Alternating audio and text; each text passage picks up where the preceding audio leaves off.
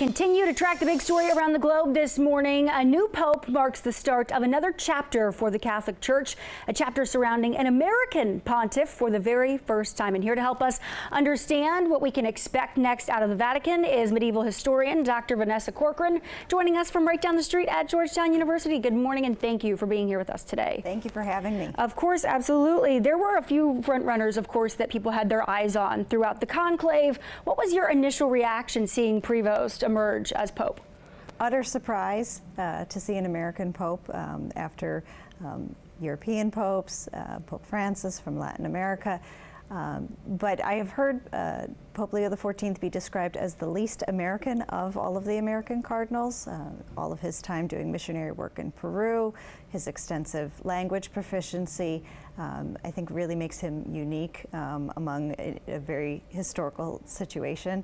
It was utter excitement being here in D.C. At Georgetown. The bells on campus were ringing when he was Pope, and I was over at the National Basilica at Catholic University later yesterday. The bells were also pealing, banners were unfurled, and it's a very exciting time to watch Catholic history be made. Absolutely. And in terms of Catholic history moving forward, what do you think his American influence on the church may look like? I'm thinking a lot about his first messages that he has said as Pope. You know, peace be with you all, he said yesterday. Today he gave his first message, his first formal Mass in the Sistine Chapel. And he talked about Jesus as a model of human holiness that we can all imitate. And I think that sends a message to people about what his life's work looks like, what he not only aspires to be as Pope, but what he is challenging all of us to do, to live like Jesus.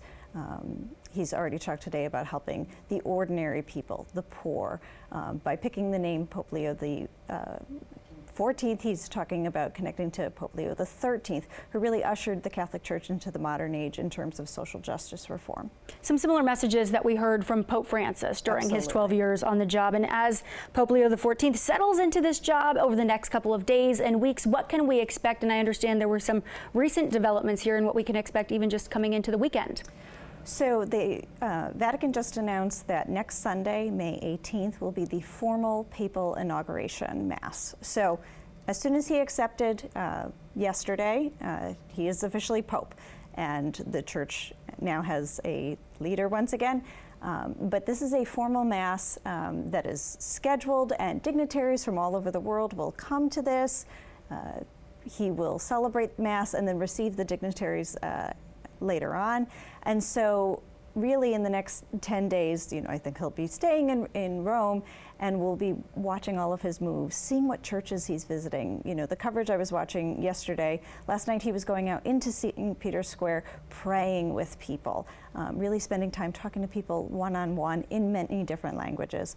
And so I think there's going to be a desire to get immediately on the ground, connecting with people. Absolutely. Hitting the ground running. A very exciting time in the church and around the globe. Dr. Vanessa Corcoran from Georgetown University with us this morning. Thank you.